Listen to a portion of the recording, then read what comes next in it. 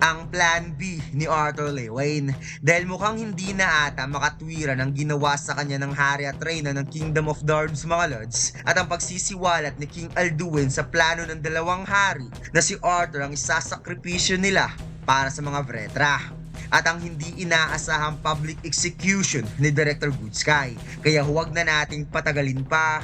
Let's go! And please like and subscribe sa ating YouTube channel mga lods at mag-follow sa ating Facebook page. Salamat!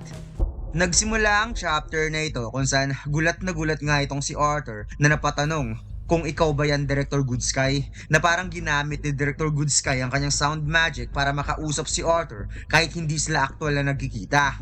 Ayon daw ni Director Goodsky na ilang araw na raw siyang nakakulong dito at itinago sa kanya ang balita patungkol sa pag-atake sa Cyrus Academy. Kaya sinabi ni Arthur ang lahat ng nalalaman niya dahil nangyari yun sa mismong paralan niya.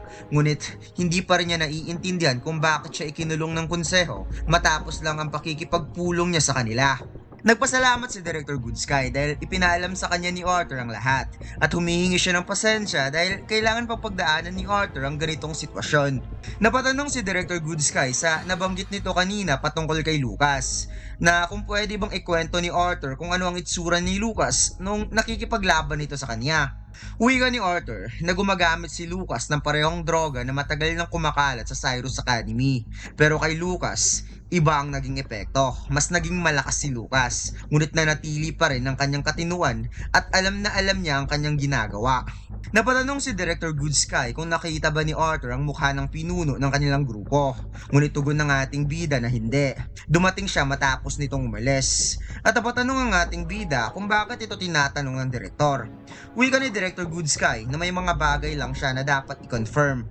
Ngunit mukhang naiintindihan niya na ngayon na talagang mangyayari ito. Ngunit hindi ganito kaaga at humahakbang na sila sa kanilang mga plano na mas mabilis pa kaysa sa inaasahan niya. Napatanong si Arthur kung ano ang ibig sabihin ni Director Goodsky na talagang mangyayari ito. Sino sila? Hindi nagsalita si Director Goodsky, kaya sinabi ni Arthur na nagsisimula na siyang makabuo ng conclusion. Isang conclusion na sana inaasahan niyang mali siya. Biglang sinabi ni Director Goodsky na halos hindi na siya maituturing na direktor ngayon, lalo na't matapos siyang gawing scapegoat ng konseho. Kaya nagtataka ang ating bida na napawikang scapegoat. Para saan? Sagot ni Director Goodsky na ito ang dahilan kung bakit siya nandito. Pinaghihinalaan niyang isisisi sa kanya ang lahat ng nangyari sa paralan para ilis ang atensyon mula sa kanila. Dagdag pa niya na hindi niya pwedeng sabihin. Takot siyang manahimik sa alam niya. Hindi dahil sa gusto niya, kundi dahil sa puwersa ng mahika na wala siyang laban. Kahit nga ang pagsasabi niya ngayon ng ganito, masakit na at dahang-dahang nag-a-activate ang sumpa sa kanya. Napaklinch na lamang ang ating bida sa rehas sa sobrang inis dahil may inilagay palang sumpa kay Director Goodsky. Umupo si Arthur at nagpasalamat na lamang sa impormasyong ibinigay ni Director Goodsky at si Director Goodsky naman ay humihingi din ng sorry para kay Arthur. Pagkatapos lumipat ang eksena kay King Blaine Glader na umiinom ng red wine. Biglang nagbukas ang pintuan at may napasabing, "What the hell was that, Glader? Akala ko ba nagkasundo tayo?" Itinaas ni King Blaine ang kanyang kamay para patigilin si King Dowsed at ininom muna niya ang kanyang alak. Wika niya na alam niya ang kasunduan nila at ipinapangako niya na makukuha nito ang boto niya pati ang boto ng kanyang asawa. However, hindi siya pwedeng asahan sa mga pagbubuga na walang katarungang paratang, lalo na sa batang hindi lang iniligtas nito ang buong future generation ng kontinenteng ito, kundi pati na rin ang sarili niyang anak. Napahalang itong si King Dowsed na napasabing, anong future generation? Walang magiging future generation kung hindi papanig si King Blaine sa kanya, sabay dabog sa lamesa na parang pagmamay-ari niya. At sinabi pa niyang, kung gusto talaga nilang magkaroon ng pag-asa at kinabukasan ng kontinenteng ito, kailangan nilang talikuran si Arthur at ang kanyang band. Yan ang kanilang kasunduan. Sagot ni King Blaine na alam niya. Alam niya kung gaano ito kapanganib, ngunit hindi niya kailangan na patuloy siyang pipilitin sa tuwing nakakaramdam ng takot itong si Dowsed. Dahil parang hindi ata nito naiintindihan na tinataksilan nila ang mga sarili nilang nasasakupan. Napasagot si King Dowsed na anong pagtataksil. Ang kontinenteng ito ay nakatakda ng lipulin, kaya wala nang matitira para pagtaksilan pa. Ang kailangan lang nilang gawin ngayon ay iligtas kung ano ang mahalaga sa kanila at walang masama doon. Uminom ng alak si King Blaine at sinabi na lamang niyang sabihin mo na lang kung anong gusto mong sabihin daw said para makatulog ka ng mahimbing sa gabi. Dahil ang ginagawa nila ngayon ay iniiwan nila ang mga sarili nilang tao para iligtas sa mga sarili nila. Na sinabi pa niyang mamumuhay at maglilingkod lang tayo sa kanya at makakamit na natin ang bagong kayamanan at kaalaman mula sa kanyang kontinente. Napatagon si King Blaine na papaano naman ang kanilang mga tao.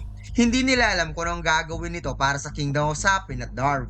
Hindi nga nila kinukonsider kung anong mangyayari sa Eleanor.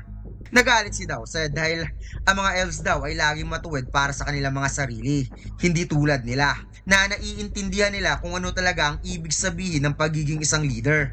Dagdag pa niya kay Blaine na hindi mo ba naiintindihan ng technology at yaman na kayang dalhin nila sa Dikatin, immortality, strength, wealth, at hindi ata nai-imagine ni Blaine ang walang hanggang yaman na kanilang makukuha at hindi na ito magiging fantasy pa para sa kanila. Biglang hinampas ni King Blaine ng lamesa, hawak-hawak ang wine glass at napasabing huwag mo akong isama dahil hindi tayo magkatulad. Sinusunod niya lang ito para sa kapakanan ng kanyang pamilya. Ikaw, iniwan mo ang sarili mong lahi para sa pansarili mong kapakanan, lakas, kayamanan, paano na ang mga tao na matagalan lang inaalagaan at nagsiservisyo para sa kanila. Kaya tinanong ni King Blaine si Dowsed kung naisip ba nito kung ano ang gagawin ng taga-ibang kontinente pagdating dito. Magkakaroon ba talaga ng genocide?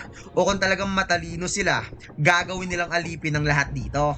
Napabuntong hininga si King Blaine dahil ang pagmamahal daw ng kanyang asawa para sa kanyang mga anak ang mas mabigat para sa kanya kaysa sa malasakit niya sa buong kaharian ng mga tao. At para sa ginawa niyang hakbang upang marating niya kung ano man ang kinaroroonan niya ngayon, ang tungkulin niya na panatilihin ang dugo ng mga Glader ang siyang nangingibabaw para sa kanya. Kaya sana patawarin sana siya ng kanyang mga ninuno sa ginawa niya. Walang imik na umalis si King Dowsed dahil parang lasing na rin itong si King Blaine at wala na sa konteksto mga sinasabi nito para sa kanilang mga kasunduan. Patuloy pa rin sa pag-iinom ng alak si King Blaine at napaisip na walang halaga ang mga luho na ipinangako para sa kanya. Ang tanging gusto lang niya sa buhay ay maging pinakamalakas na mage sa Dikatin para maipagmalaki siya ng kanyang mga ninuno. Ngunit ang kanyang talento bilang isang mage ay napakalayo pa. Kahit hindi na mabilang ang mga elixir na ininom niya para makatulong, hindi pa rin niya naaabot ang Red Core stage hanggang ngayon. Nahuli niya ang kanyang sarili na naiinggit sa minamahal niyang asawa, pati sa sarili niyang mga anak. Ngunit gayon pa man, nakita niya kung paano nabulag ang kanyang ama sa kapangyarihan, kung kaya't nanumpa siya na hinding-hindi niya kakalimutan kung bakit kailangan niya ng lakas upang panatilihin ang kapayapaan at upang protektahan ng kanyang pamilya pati ang kanyang mga tao. Ngunit kahit ngayon, kahit hawak niya na at kontrol ang dalawang lance, wala itong gaanong magagawa upang maibsan man lang ang pakiramdam ng pagiging mababa. Biglang napatanong si King Blaine sa sarili kung talaga bang ginagawa niya ang pagpapasyang ito para sa kaligtasan ng kanyang pamilya. O baka siya ay tulad lang din ni Dowsed, naghahangad ng kapangyarihan na ipinapangako. At malamang, masihigitan pa niya ang lakas ng batang yon bilang isang mage. Naalala ni King Blaine ang mata ni Arthur nung una niya itong nakita, na kahit sobrang bata pa nito, nangingibabaw ang aura nito sa pamamagitan lang ng pagtitig. Kaya napasabi na lamang siyang sobrang malas ni Arthur. Nadamay lang siya sa conspiracy na to. Pasensya na bata. Gusto lang niyang maniwala na ang pagsakripisyo para kay Arthur ang siyang ikabubuti ng kontinenteng ito. Oo, sakripisyo. Sakripisyo para sa lahat. Pagkatapos, lumipat ang eksena sa isang abandonadong kaharian na may mga nahuhulog na pakpak ng crow habang ang mga puno ay patay na. At napatanong si Arthur sa kanyang sarili kung nasaan siya. Bakit ang daming mga crow dito? Nakita ni Arthur ang isang crow na nasa itaas ng bakod habang siya ay nakahawak sa ibaba na duguan ng kanyang kamay. At napatanong siya kung anong kinakain nila. At masasabi niya na nasa itaas lang ang kinakain nila. Kaya kaagad kumakyat si Arthur sa itaas. Gusto niyang malaman kung ano ang kinakain ng mga crow dahil parang may mali ata dito. Narating ni Arthur ang pinakaitaas ng bakod at dito nakita niya ang 4 na ulo na nakasabit sa spear na nasa itaas ng bakod. Mga ulo na sobrang pamilyar para sa kanya. Biglang lumingon ang 4 na ulo kay Arthur at ito pala ay mga ulo ng mga taong minamahal niya na may nakakatakot na anyo dahil sa mga dugo na nasa mukha nito. Kaya sa sobrang bigla niya, siya ay napasigaw at nahulog sa napakataas na bakod. Nagising si Arthur sa isang napakasamang panaginip at napansin niyang nanginginig pa rin ang kanyang mga kamay kahit gising na siya at bigla na lamang siyang nagulat nang may biglang pumasok sa kanyang selda na hindi man lang niya namamalayan ang presensya nito. At ito pala ay si Lance Aya na kaagad inabot ang isang mensaheng papel na napasabing huwag kang magsalita sa pamamagitan ng kanyang sound magic upang hindi sila marinig. Binasa ng ating bida ang sulat na sabing, Dear Arthur, natatakot siya sa sukat ng bigat ng insidenteng ito na mas malalim pala kaysa sa inaasahan niyang ipinapakita nila sa harap ng konseho. Wala na siyang oras. Soon, sa lalong madaling panahon, idideklara na ng konseho na si Arthur Lewin at Cynthia Goodsky ang mga salarin sa gawaing terorismo. Narinig niya ang isang palitan ng pag-uusap ni King Blaine at Dowsed na plano nilang ihatid si Arthur sa isang tao na buhay.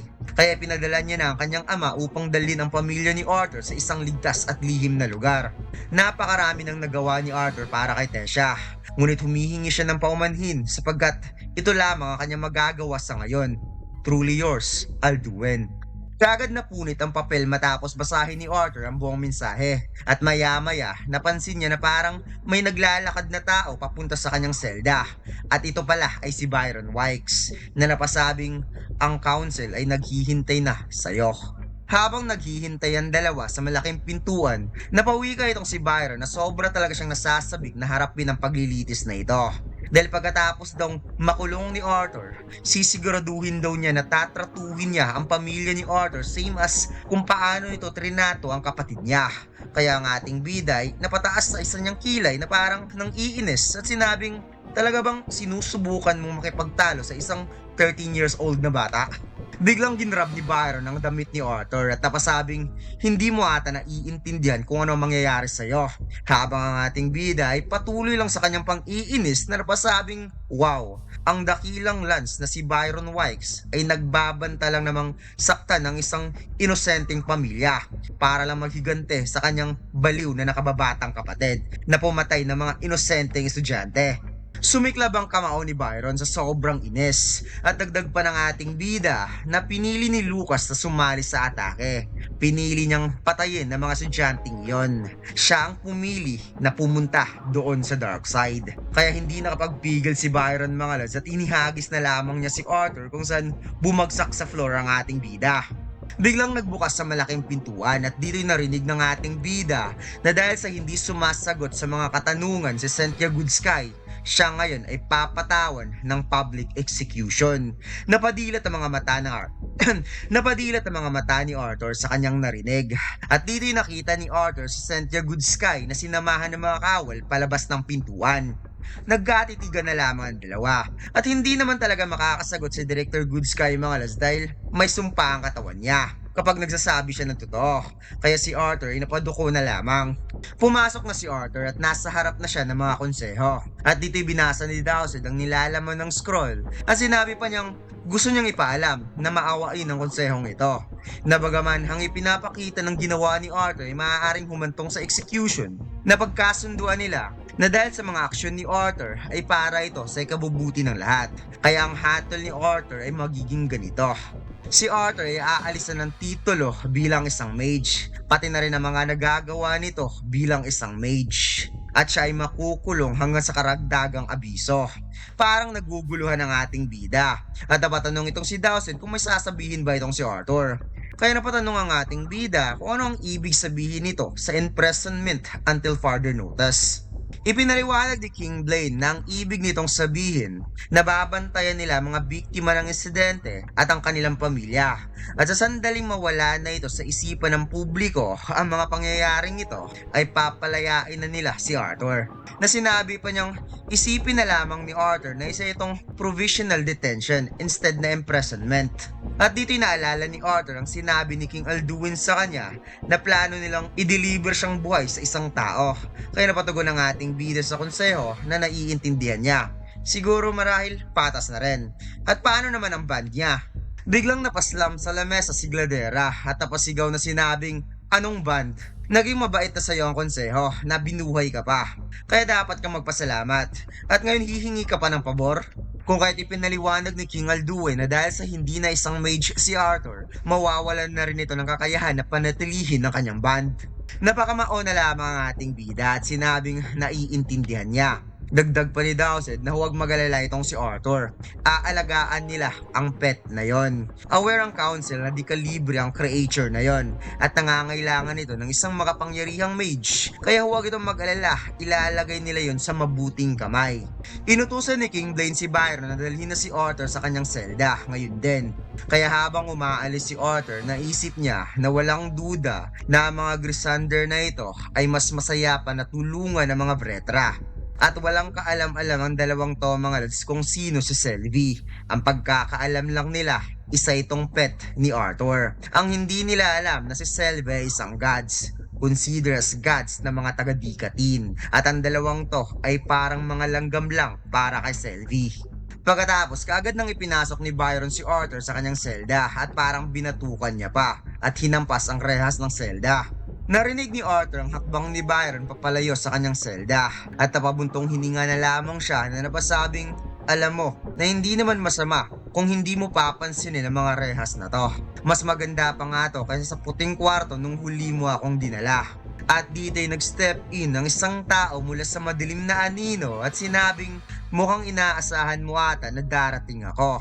Kaya ang ating bida ay napasabi na lamang na ito na ang oras, Winsome, na makikitang dala-dala na ni Winsome mga lads ang nag-iisang anak ng kanyang master, ang nag-iisang apo ng kanyang Panginoon at wala nang ang iba kundi ang cute at adorable na si Selvi. At dito lang nagtatapos ang chapter na ito mga lads. Huwag mo sana kalimutan mag-like, comment at mag-subscribe sa ating YouTube channel at mag-follow sa ating Facebook page. Salamat!